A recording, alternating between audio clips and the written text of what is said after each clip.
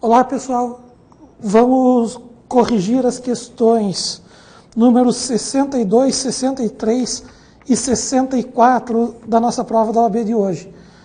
Como o professor Solon comentou, de fato, a parte de direito penal, ela estava uma prova fácil, de fácil para média.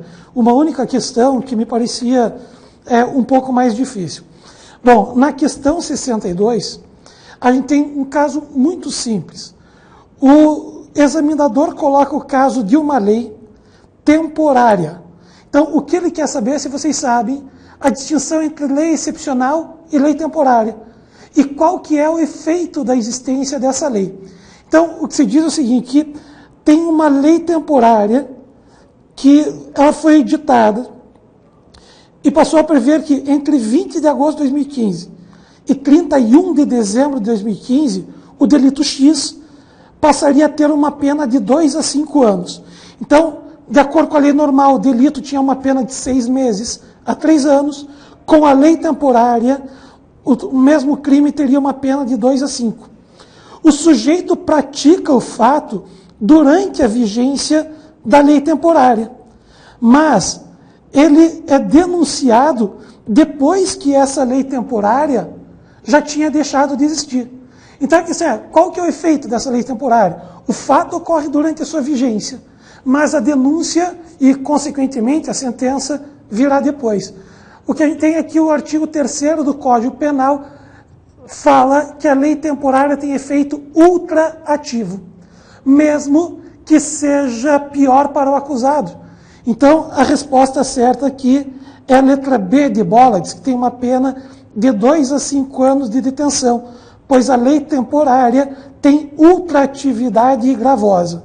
Então, questão 62, letra B de bola. Questão 63. Essa aqui me parece aqui é um pouco mais complicada. Durante uma operação em favela do Rio de Janeiro, policiais militares conseguem deter um jovem da comunidade, portando um radiotransmissor, acreditando ser o mesmo integrante do tráfico da comunidade. Mediante violência física, os policiais exigem que ele indique o local onde as drogas e as armas estavam guardadas. Em razão das lesões sofridas, o jovem vem a falecer.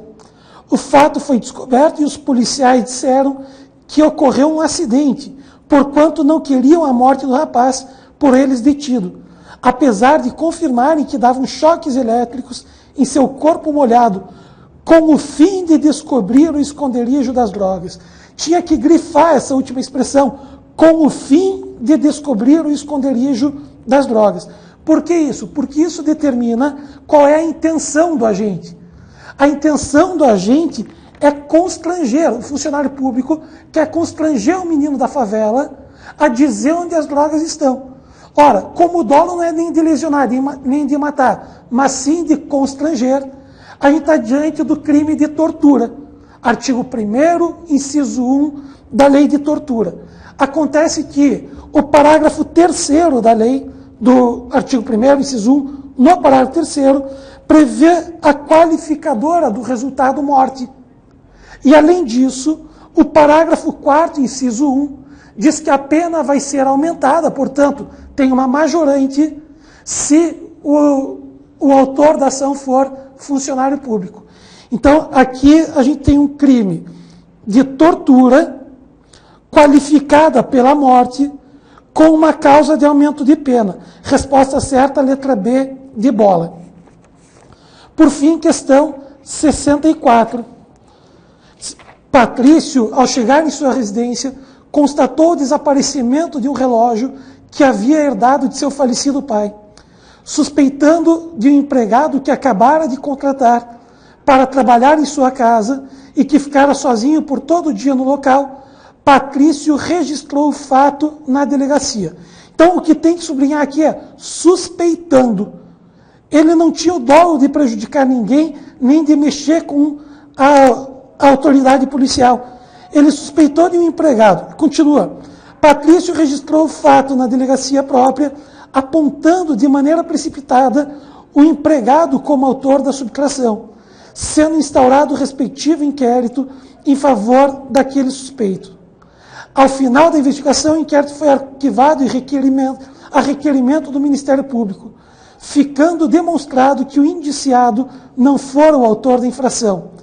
Ora, o que o examinador queria aqui era levar vocês a responder que houve o crime de denunciação caluniosa.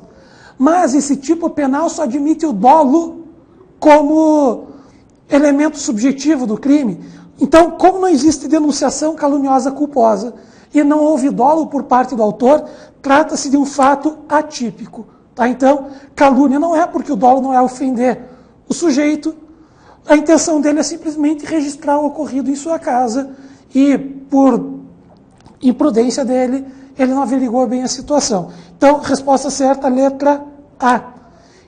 Então, por enquanto é isso, pessoal. Desejo a vocês, que vocês tenham tido sucesso nessa prova e até a segunda fase.